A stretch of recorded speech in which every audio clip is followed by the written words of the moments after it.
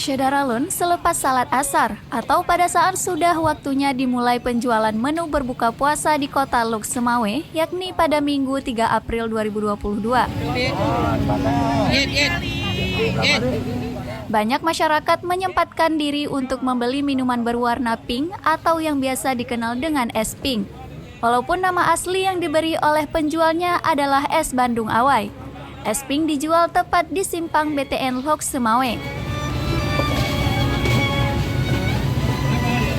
Henry, penjual es pink menyebutkan pada bulan Ramadan sebelumnya, penjualan dalam satu hari atau dari selepas salat asar hingga jelang berbuka puasa bisa menghabiskan 25 drum besar, di mana satu drum bisa menghasilkan 100 sampai 150 bungkus es pink, sedangkan satu bungkus dijual dengan harga Rp5.000, sehingga satu hari bisa meraih omset 8 hingga 10 juta rupiah.